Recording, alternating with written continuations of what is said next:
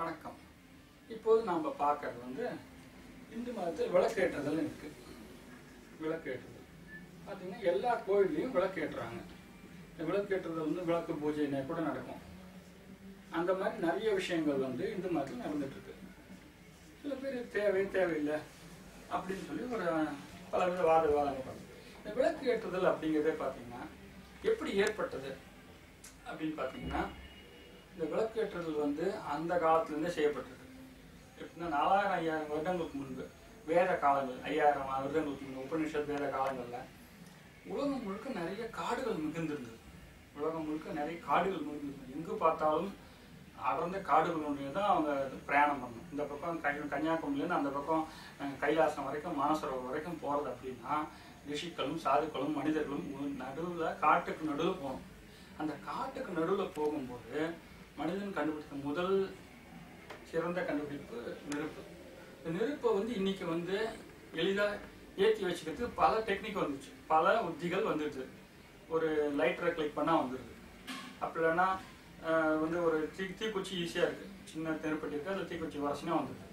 இந்த மாதிரி நம்ம நெருப்பு பற்ற வைக்கிறதுங்கிறது இங்கே ரொம்ப சிம்பிள் காரியம். அது பெருசாக எரிய விடுறது அதை விட சிம்பிள் காரியம். ஒரு பெட்ரோலை ஊற்றி கொளுத்துனீங்கன்னா ஒரு நெருப்பு தீ குளிச்சு போட்டால் ஒரு விடை இருக்கும். அந்த அளவுக்கு நம்ம கண்டுபிடிச்சிட்டோம், மனித வளர்ச்சி வந்துருச்சு. ஆனால் அந்த காலத்தில் 4000-5000 வருஷங்களுக்கு முன்பு ஒரு ஒளியை ஏற்படுத்துதல், ஒரு நெருப்பை ஏற்படுத்துதல்ங்கிறது ஒரு பெரிய காரியம். அதில் பார்த்தீங்கன்னா அந்த காலத்தில் வந்து ஒன்று சொல்லுவாங்க, வேத காலத்தில் படிக்கும்போது அரணைக்கட்டை அப்படின்னு ஒன்று இருக்கும். அரணைக்கட்டையில் கடையும் போது நெருப்பு வரும் அப்படிம்பாங்க. அது ஒரு நாள் டிஸ்கவரி சேனலில் காமிச்சோம். டிஸ்கவரி சேனலில் காமிக்கும்போது ஒரு மனிதன் வந்து தனிப்பட்ட முறையில் எப்படி வாழறது அப்படின்னு சொல்லி காமிக்கும்போது அந்த அரணைக்கட்டை காமிச்சோம். இன்னும் நிறைய பேருக்கு நம்ம இந்து மதத்தில் சேர்ந்தவங்களுக்கு அந்த அரணைக்கட்டைங்கிறது வந்து வியாசர் எழுதின மகாபாரதமோ அதுக்கு முன்னால் இருக்கிற பாகவதமோ படிக்கும்போது உங்களுக்கு தெரிய வரும், வேதங்கள் படிக்கும்போது தெரிய வரும். வியாசர் வந்து அரணைக்கட்டை யூஸ் பண்ணி உபயோகப்படுத்தி அதில் வந்து நெருப்பு உண்டாக்கினான்னு படிச்சிருப்போம். ஆனால் எப்படி பண்ணுறதுன்னு இன்னைக்கு டிஸ்கவரி சேனலில் காமிக்கிறாங்க. அதில் வந்து ஒரு பெரிய கட்டை, அதில் ஒரு குழி இருக்குது, அந்த குழியில் சில மண்ணை போடுறாங்க. மண்ணை போட்டு ஒரு கட்டையை வச்சு உரசும் போது நெருப்பு வருது. இந்த சர்வைவர் மேன் ஒரு ப்ரோக்ராமில் வந்து அந்த டிஸ்கவரி சேனலில் இருக்கிறவர் அதை உருவாக்கி அதில் வைக்கலை வச்சு அது நெருப்பு ஏற்படுத்தி அதில் வந்து அவர் இடத்துல புகை மாட்டோம். இதைத்தான் வேத காலத்தில் 5000 வருடங்களுக்கு முன்பு செய்தார்கள். இப்படியாக நெருப்பு ஏற்றப்பட்டது. ஒரு வெளிச்சம் வரணும்னா இன்னைக்கு லைட்டை போட்டால் வந்துடுது. தாமஸ் ஆல்வா எடிசன் என்கிற மாபெரும் ஞானி கண்டுபிடிச்சு, மாபெரும் முனிவர் கண்டுபிடிச்ச லைட் இன்னைக்கு நம்ம வந்து அதை பார்த்து அனுபவிக்கிறோம். இன்னைக்கு அது பல வித வளர்ச்சி அடைஞ்சு இன்னைக்கு வந்து சிஎஃப்எல்னு சொல்லிட்டு வந்துருச்சு, ஃப்ளோரசன் லைட்ஸு. அதுக்கப்புறம் இப்போ பார்த்தீங்கன்னா எல்இடின்னு சொல்லிட்டு லைட் எமிட்டிங் டயோடுன்னு சொல்லிட்டு லைட் வந்துட்டு பல விதங்களில் லைட் வந்துச்சு. ஆனால் அன்னைக்கு வந்து முதல்ல நெருப்பை கண்டுபிடிச்சு நெருப்பு வந்து தொடர்ந்து எரிய வைக்கணும். தொடர்ந்து எரிய வைக்கிறது எப்படி எரிய வைக்கிறது?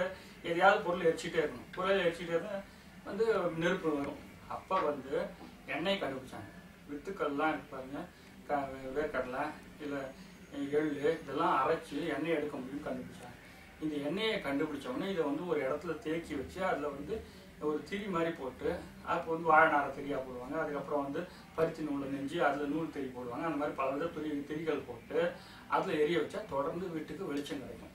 வீட்டுக்கு என்ன கிடைக்கும்? வெளிச்சம் கிடைக்கும். அந்த வெளிச்சத்தை வீட்டுக்கு தொடர்ந்து இருக்கணும் இரவு நேரங்களில் அப்படின்னு சொல்லி இந்த மாதிரி ஆரம்பித்தாங்க. அப்படி ஆரம்பித்த வழக்கம் விளக்கேற்றுதல் அப்படின்னு சொல்லிட்டு பாரம்பரியமாக வந்துக்கிட்டே இருக்கு. அதனால சாயந்தரம் 6 மணி ஆச்சுன்னா வீட்டில் விளக்கேற்றணும் அப்படிங்கிறது சொல்கிறாங்க. ஆனால் அன்னைக்கு வந்து 4000-5000 வருடங்களுக்கு மனிதன் வந்து எண்ணெயிலேருந்து விளக்கேற்றினான். கடல் எண்ணெயில் விளக்கேற்றினா, நல்லெண்ணெயில் விளக்கேற்றினா, நெய்யில் விளக்கேற்றினா, அது வாழை நாரை திரியா போட்டான், பருத்தியை நூலாக வச்சு திரியா போட்டான், இளம் கொஞ்சம் நூலாக வச்சு திரியா போட்டான். அந்த பல விதங்களில் திரி போட்டு அதை எரிய வச்சு வீட்டில் வந்து வெளிச்சத்தை உண்டாக்குதல். அப்போ தான் பூச்சி போட்டுலாம் குழந்தைங்க கடிக்காது, பெரியவங்களை கடிக்காது, என்ன வருதுன்னு தெரியும், பாம்பு வருதா தேள் வருதான்னு தெரியும். இந்த மாதிரி கண்டுபிடிக்கிறதுக்கு விளக்கு ஏற்படுத்தப்பட்டது. ஸோ இப்படியாக உருவான விளக்கு கடவுளின் மிகப்பெரிய ஒரு வடிவமாக அலங்கரிக்கப்பட்டது. இன்னைக்கு நீங்கள் டியூப்லைட் சுவிட்சை போட்டால் அந்த விளக்கேற்றுதல் தான். விளக்கேற்றுதல் அப்படின்னா நீங்கள் வந்து பாரம்பரியமாக நெய் விளக்கு தான் ஏற்றணும் அப்படின்னு நினைக்க வேண்டாம். நீங்கள் டியூப்லைட் சுவிட்சை போட்டாலும் எல்இடி லேம்பை நீங்கள் ஆன் பண்ணாலும் விளக்கேற்றுதல் தான்.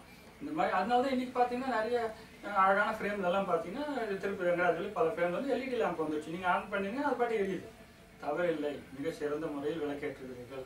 அதனால் விளக்கேற்றுதல் அப்படிங்கிறது ஒரு பெண்களுக்குரிய ஒரு வீட்டில் இருக்கிறவர்களுக்குரிய ஒரு காரியம். அதனால வீட்டை காணிச்சு இருக்கிறவங்க இல்லத்தரசிம்பாங்க. இல்லத்தரசிகள் இந்த விளக்கை வந்து சாயந்தரம் ஆனால் போட்டுடணும். போட்டோன்னா வீடு ஜெகஜோதியாக இருக்கும். வீட்டில் வந்து ஒரு பயம் இல்லாமல் வீடுங்கிற இடத்துல மனசு ஒரு சந்தோஷமான விதத்தில் எல்லா மனிதர்களும் வந்து அவங்க வீட்டுக்காரர் குழந்தை எல்லாம் தங்கறதுக்கு ஒரு நல்ல இனிய இடமா இருக்கிறதுக்கு விளக்கேற்றுதல் இன்னைக்கும் செய்யப்பட வேண்டிய ஒரு மாபெரும் காரியம். கண்டிப்பா எல்லாருக்கும் பண்ணிட்டு இருக்கோம், நம்ம பண்ணிட்டே இருக்கணும். எந்த விதத்துல விளக்கேற்றினாலும் சரி விளக்கேற்றுங்க.